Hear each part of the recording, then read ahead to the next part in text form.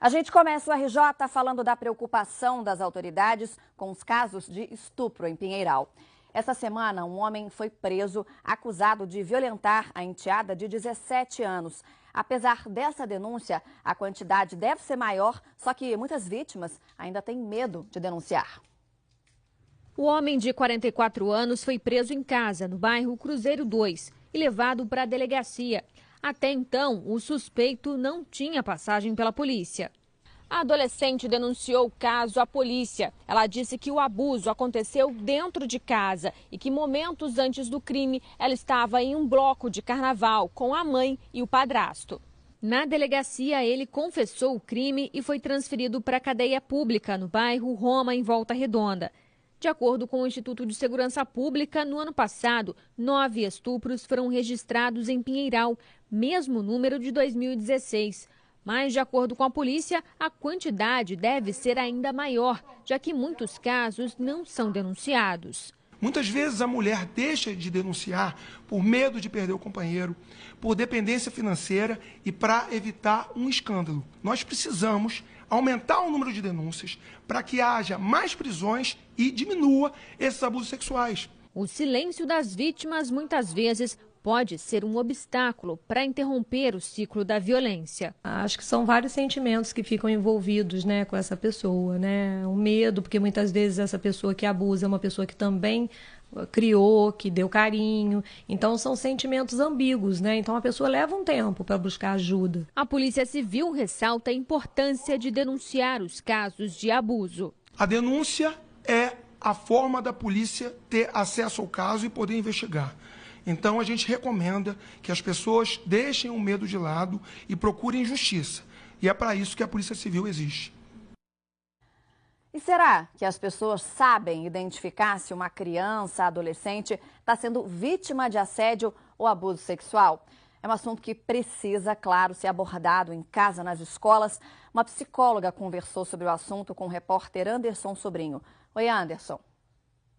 E como nós vimos na reportagem, tem aumentado os casos de violência contra a mulher aqui na nossa região. E sobre esse assunto a gente vai conversar com a doutora Suzana, que é psicóloga. Doutora, como identificar se uma pessoa sofreu algum tipo de abuso sexual? Anderson, geralmente as pessoas que estão sofrendo algum tipo de assédio ou abuso sexual, elas alteram o seu comportamento. Então, a criança, por exemplo, ela pode ter crises de choro, de agressividade, alterações no comportamento em relação à escola. O adolescente também, da mesma forma, pode apresentar algum comportamento depressivo ou não querer ficar dentro de casa, procurar fugir do ambiente familiar. Então, há uma alteração no comportamento e na rotina da pessoa que está sofrendo algum tipo de abuso. É mais difícil fazer essa identificação em crianças? É mais difícil fazer essa identificação em crianças, sim, porque muitas vezes a criança não entende esse comportamento como uma violência. Muitas vezes o padrasto ou algum familiar que tem esse comportamento abusivo com a criança entra num jogo de brincadeirinhas, de trocas, e a criança acaba confundindo aquilo que é certo daquilo que é errado. Então ela entende como se fosse uma brincadeira. Então, até ela tomar consciência de que esse comportamento não é um comportamento adequado, às vezes demora um pouquinho, dependendo da idade da criança. E muitos casos acontecem dentro de casa? A maioria dos casos acontecem dentro da família, dentro de casa. Porque a criança ou o adolescente tem algum tipo de vínculo com o agressor. Então, a maioria das vezes acontece dentro do ambiente familiar. Doutora, e qual seria o caminho para mudar essa cultura do estupro? Bom, em primeiro lugar, ter um diálogo, um bom relacionamento com os filhos, para que a gente possa identificar essa alteração de comportamento. Diante da dúvida, diante da alteração da rotina da criança ou do adolescente, buscar uma ajuda psicológica, porque às vezes a criança, por medo, por coação, por se sentir insegura, ela não vai relatar para a família que ela está sofrendo esse tipo de violência.